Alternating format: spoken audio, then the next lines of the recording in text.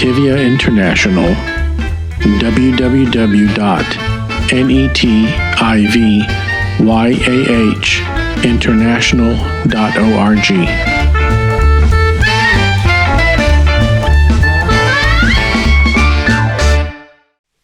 Shalom, my name is Joseph Shulam, and in partnership with Brad TV, we are going through all the readings, the portions of the week that are read in every synagogue around the world on the next Sabbath.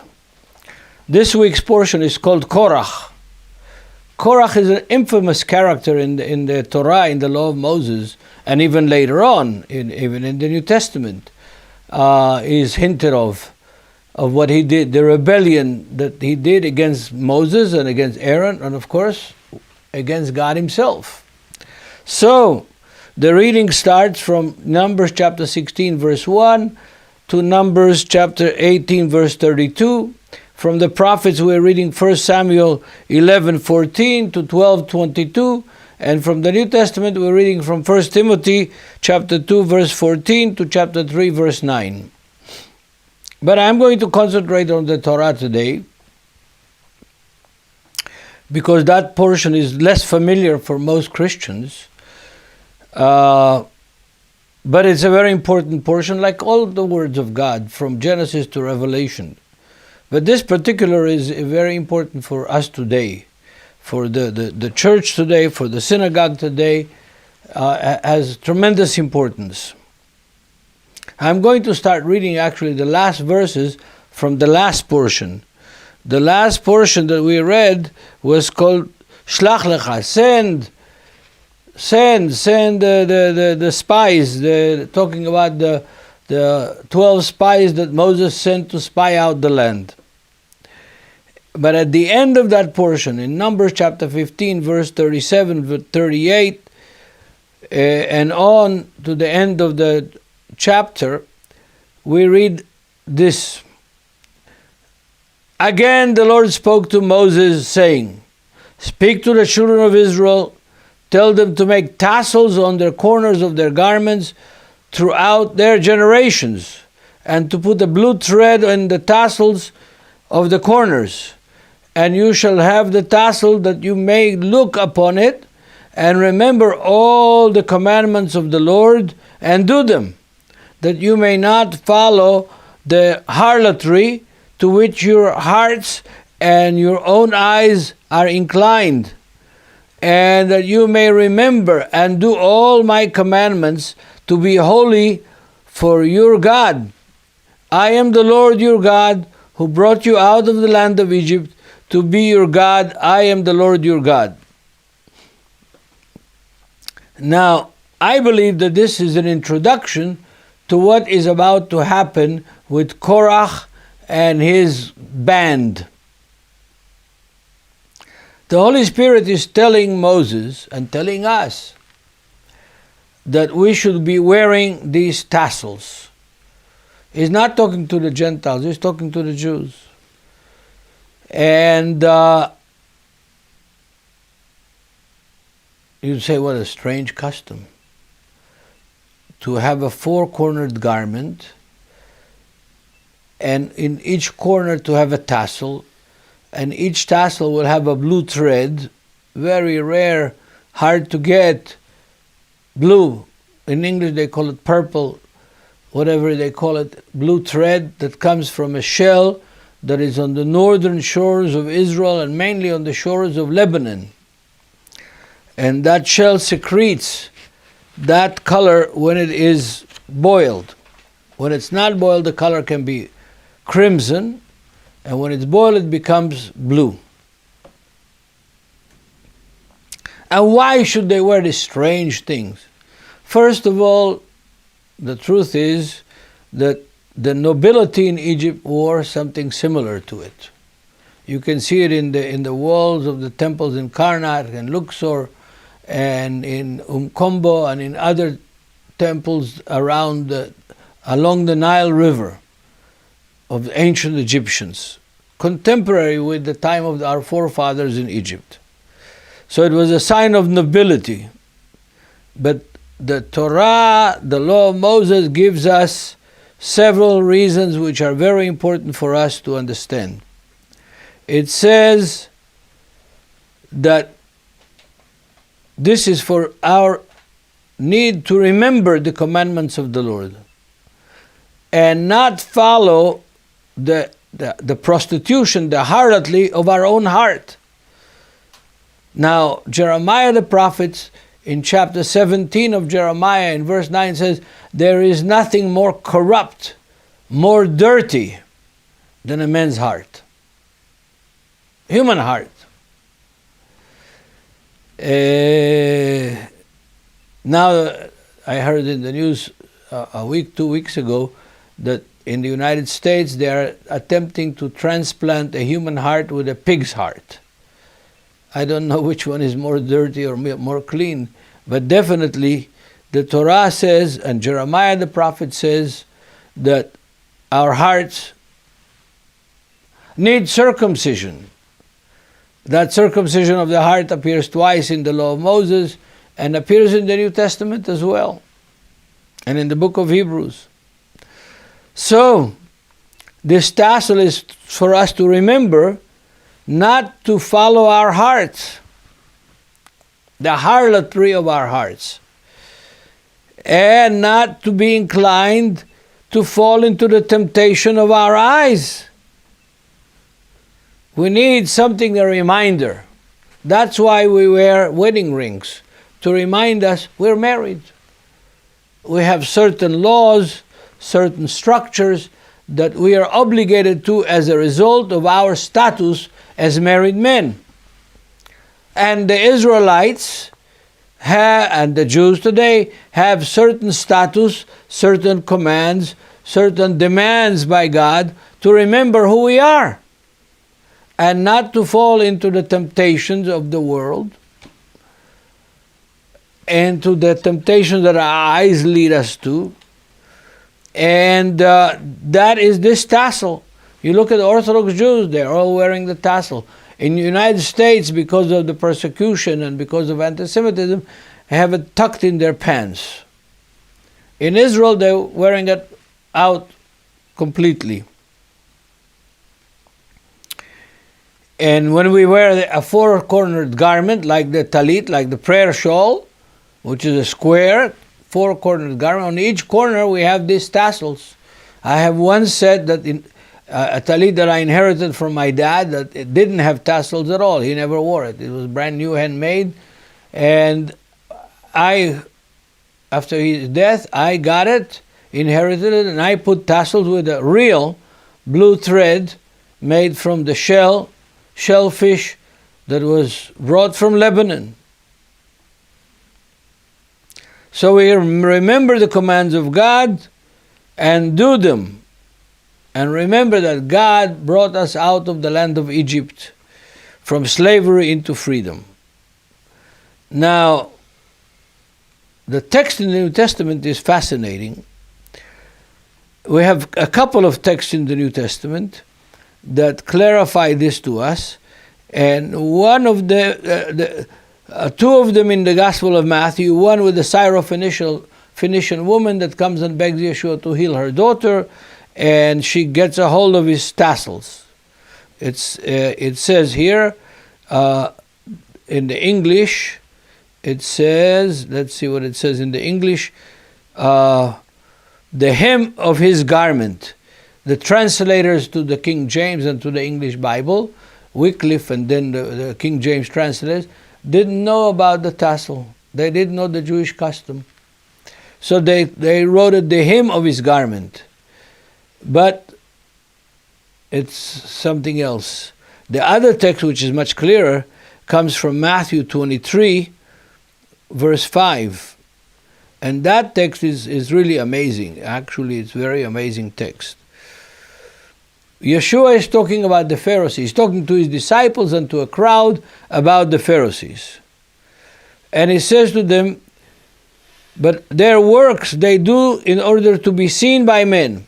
They make their phylacteries broad, in other words, the leather straps that tie the phylacteries, the boxes in which have 4 texts from the Torah in them, and we put one in the head, and one on the hand, on the arm.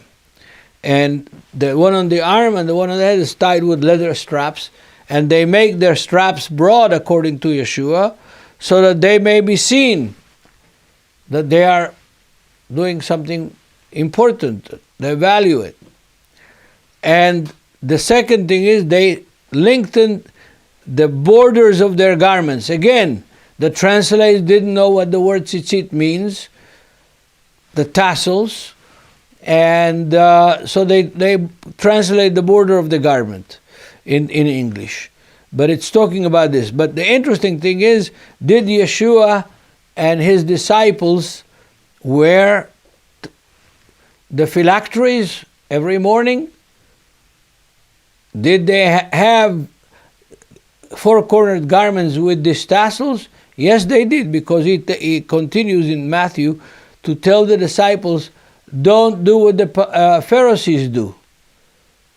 Yeah, implying that you don't lengthen your tassels and you don't broaden your tefillin, your phylacteries, the straps of your phylacteries. You can't lengthen something you ain't got. You can't broaden something you don't have. And obviously, from Matthew 9:20, and from this text, we understand that Yeshua and his disciples wore these things. Now we're going to our portion of the week, which is Korach, starting in chapter 16, verse 1, immediately after this. Why did I start with the end of chapter 15? Is because I believe that the Holy Spirit gave us this instruction so that we remember who we are. Remember that we are holy unto the Lord. Remember what our job, what our task is in this world. And here we come to Korah. How do I know that it's talking about this? Because the first word in the English translation in Korah is now. Now, Korach, the son of Itzhar, the son of Kehat, the son of Levi, the son of Datan, the son of Abiram, the son of Eliab, and one of the sons of Pelet, the sons of Reuben, took men, and they rose up before Moses with the same of the children of Israel, 250 leaders of the congregation, representatives of the congregation, men of renown. That's the introduction to Korach's rebellion. The introduction tells us several things that we need to remember. First of all, they were leaders. Second of all, they had a pedigree. They weren't just anybody. They were leaders of their tribes, of their families, and they were a part of the elite of the congregation of Israel that came out of Egypt. They weren't just anybody. They were the elect. And in the history of human rebellion, whether it's the French Revolution and other revolutions, it's oftentimes the elite that led the rebellion. The opposition to the British in the War of Revolution in the United States didn't come from sharecroppers in Georgia or in Tennessee or in Kentucky or North and South Carolina, from the 13 colonies. It came from the leaders, the lawyers, the generals, the rich people.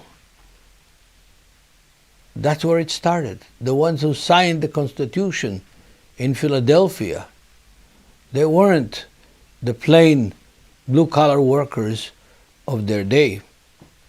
And here too, Korach and his band, they are the elite. They are the leaders of the congregation, representatives of the congregation, men of renown. What does it mean, renowned? Well known, respected. That's what renown means here in the text.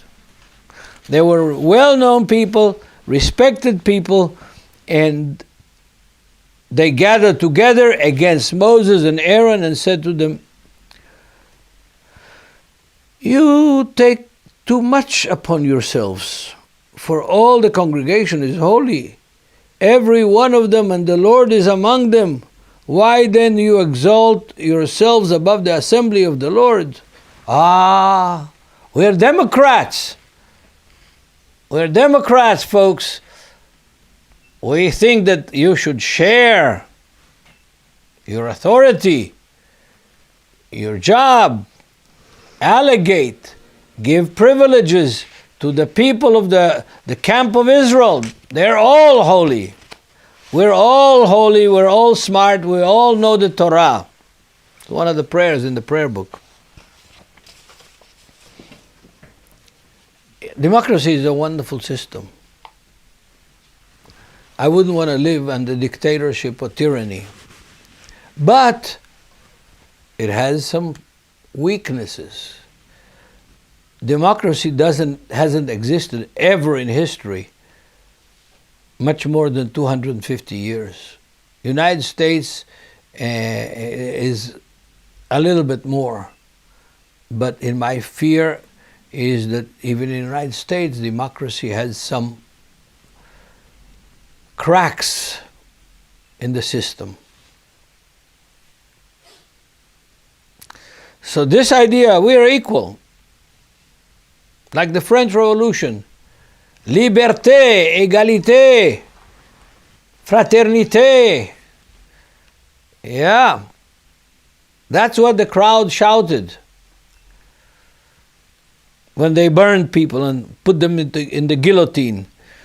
And we all live today under the shadow or the benefit, any way you want to put it, of the French Revolution.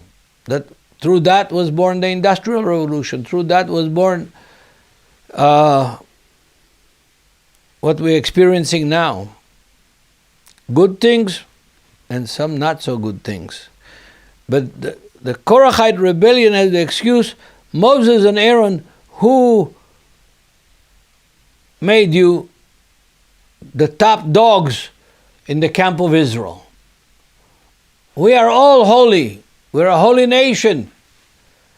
God said so in the giving of the law in Mount Sinai. And therefore, you should share some of your authority and some of your tasks with us. Verse 4 of chapter 16. So when Moses heard it, he fell on his face.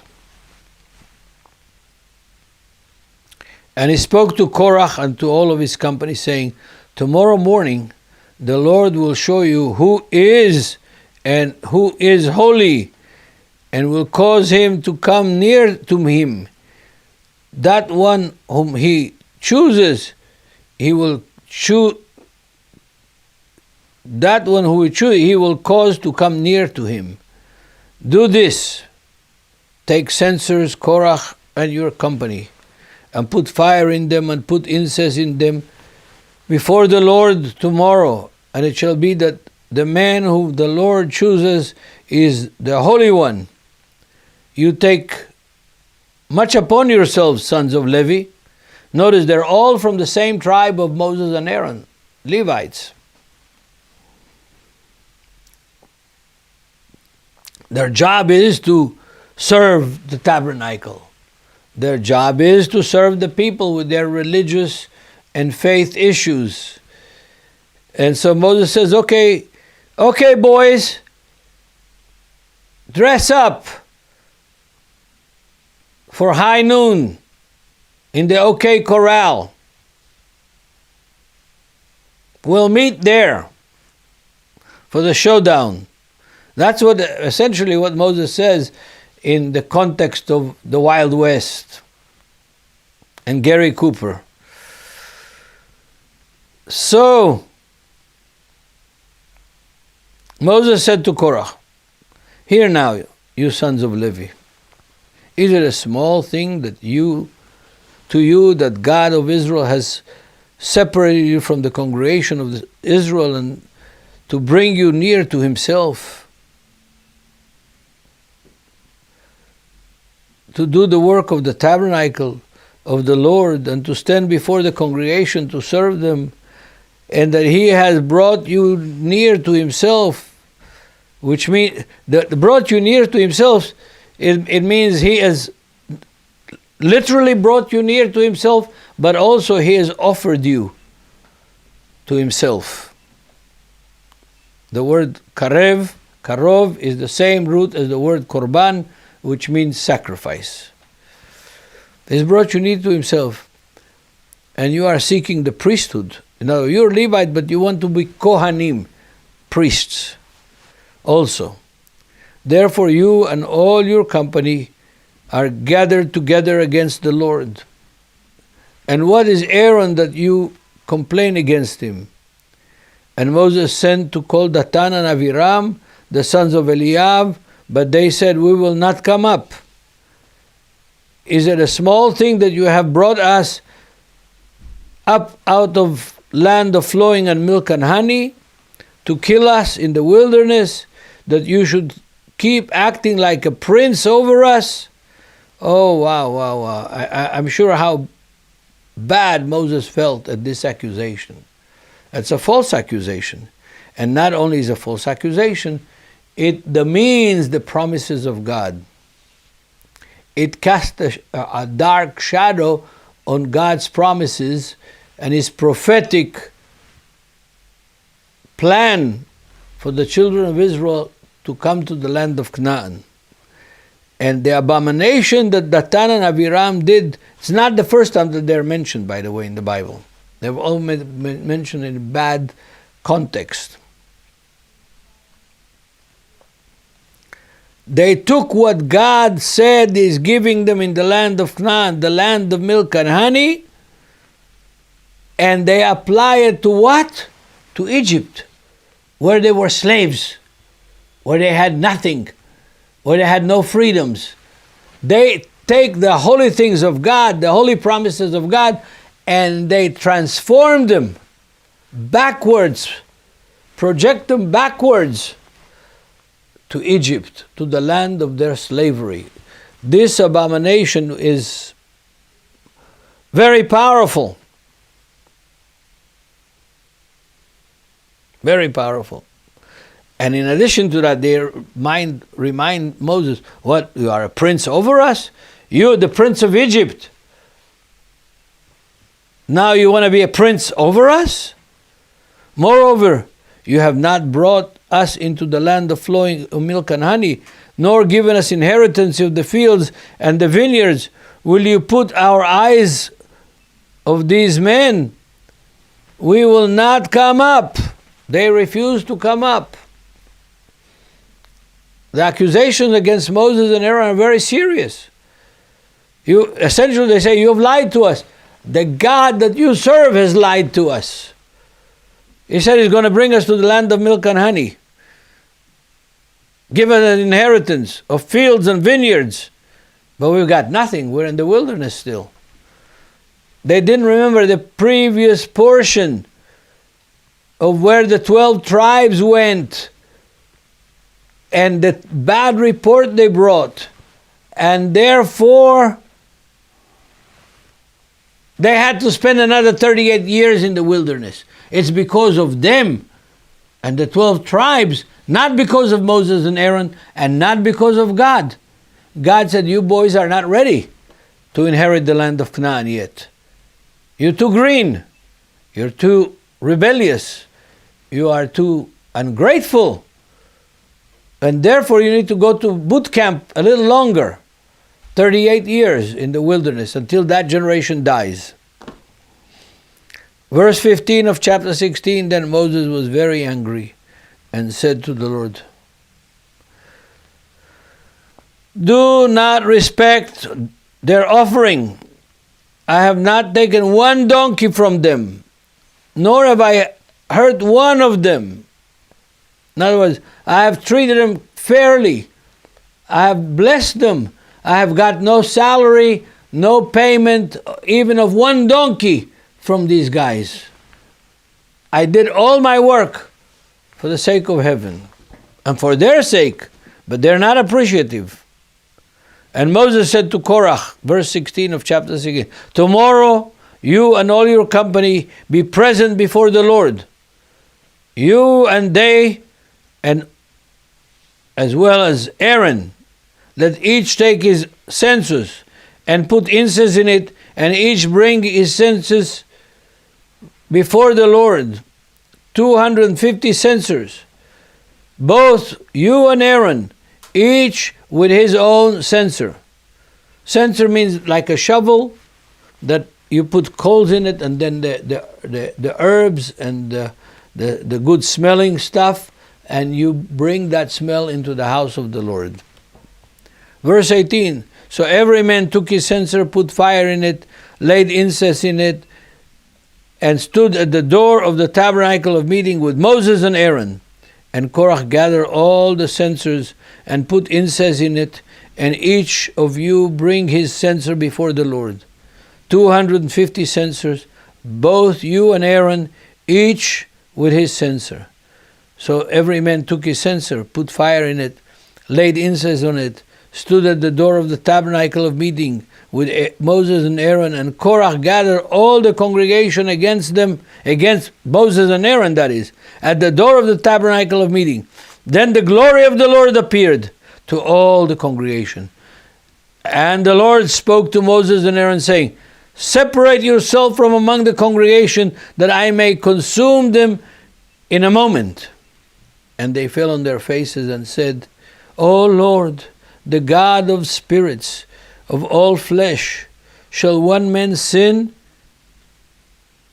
and you be angry with all the congregation? That's the argument that Abraham used with God at chapter 18 of Genesis about Sodom. You can't punish everybody because a few have sinned. So the Lord spoke to Moses, saying, speak to the congregation of it, saying, get away from the tent of Korach, Datan and Abiram. Then Moses rose, went to Datan and Abiram, and the elders of Israel followed him. And he spoke to the congregation, saying, depart now from the tent of these wicked men. Touch nothing of theirs, lest you be consumed in their own sins. So they got away from around the tents of Korach, Datan and Abiram. Datan and Abiram came out and stood in the door of their tents with their wives, their sons, and their little children. And Moses said, by this you shall know that the Lord has sent me to do all these works, for I have done none of them on my own will. If these men die naturally like all men, or if they are visited by the common fate of all men, then the Lord has not sent me. But if the Lord creates a new thing, and the earth opens its mouth and swallows them up with all that belongs to them, and they go down alive into the pit, then you will understand that these men have rejected the Lord. Here is the principle. Rejecting the servants of the Lord is rejecting God himself. This principle we see in the positive way and in the negative way in the New Testament. Yeshua was sent by God, and therefore rejecting Yeshua is rejecting God himself. And that principle is true in every court, in every democratic country in the world. A messenger sent is equal to his sender. His authority is not his own personal authority. It is the authority of the one who sent him. That's why the New Testament says about Jesus, all authority was given to him in heaven and on earth. He's equal to God in every respect. Yes. Yes. As a messenger is equal to his sender. And it came to pass, as he finished speaking all these words, that the ground split apart under them, and the earth opened its mouth, swallowed them up with their households, all the men of Korah, with all their goods. So they all So they and all those with them went down alive into the pit. The earth closed over them, and they perished from among the assembly. Then all Israel who were around them fled at their cry, and they said, "Lest the earth swallow us also." They learned their lesson. We also need to learn our lesson. Playing with God's holiness, playing with God's sincere love for us is always going to bring us a disaster. Our faithfulness will bring us tests, but it will bring us blessings. In Yeshua's name, let's learn from this portion. Amen.